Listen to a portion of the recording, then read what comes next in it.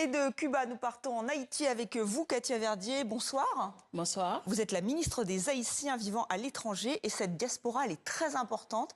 4 millions de personnes originaires d'Haïti dans le monde entier, notamment aux États-Unis. Ouais. Des élections se profilent. Elles ont été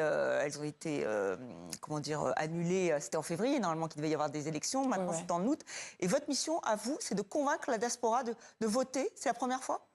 C'est la première fois, c'est une grande première dans notre histoire. Bien entendu, dans notre Constitution de 1987, il a écrit clairement que la diaspora pourra voter. Maintenant, en Conseil des ministres, avec ce gouvernement que dirige le Premier ministre Didier Fils-Aimé, on a pris un décret en décembre 2025 qui définit les mécanismes dont la diaspora pourra utiliser pour faciliter les votes. Donc, c'est une grande première, comme vous l'avez dit tout à l'heure.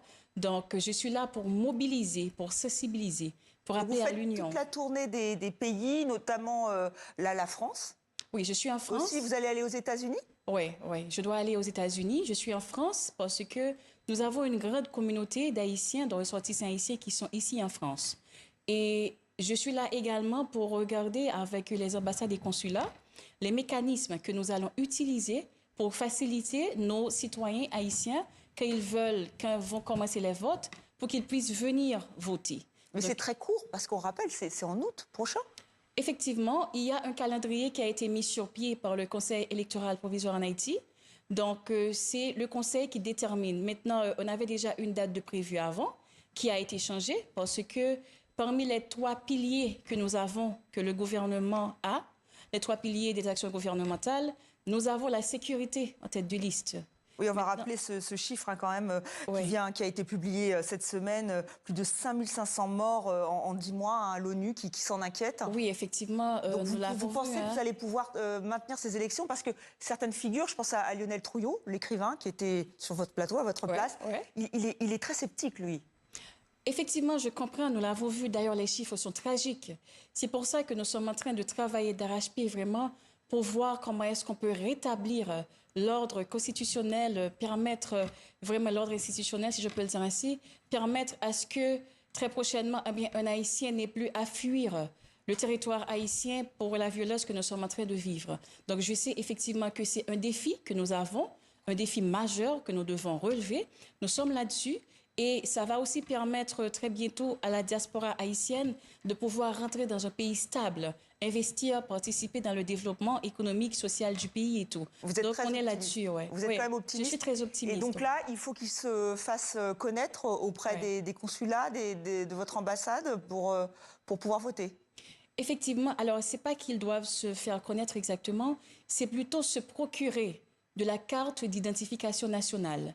C'est avec cette carte que nos ressortissants qui sont à l'étranger pourront voter. Par exemple, en France, nous savons aussi qu'il y a des Haïtiens d'origine qui sont nés ici en France. Eux-mêmes, qui ont leur acte de naissance, ils doivent faire une transcription et ensuite se procurer de la carte d'identification nationale.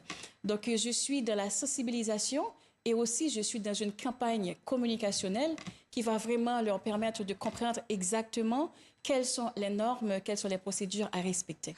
Alors justement, on a reçu il y a quelques semaines l'un des attaquants vedettes des Grenadiers, Haïti, qui est qualifié pour le Mondial 2026. Il s'agit de Dukan Snazo, qui a la double nationalité. Douche froide quand même de l'administration Trump, qui a décidé qu'il n'y aurait pas de supporters haïtiens. Haïti est interdit, en fait. Vous faites partie de ces pays qui sont interdits des États-Unis. Vous le regrettez? Qu'est-ce que vous pouvez faire? Effectivement, nous avons eu une rencontre autour de la participation d'Haïti à la Coupe du Monde, parce que nous sommes en train de vivre un moment historique. Haïti est en lumière aujourd'hui. Après 52 ans, aujourd'hui, nous sommes là. Nous sommes présents de la Coupe du Monde. Donc, je pense que c'est l'une des choses vraiment que nous sommes comme un accord là-dessus. Nous sommes excités, nous avons beaucoup d'émotions que nous voulons vivre.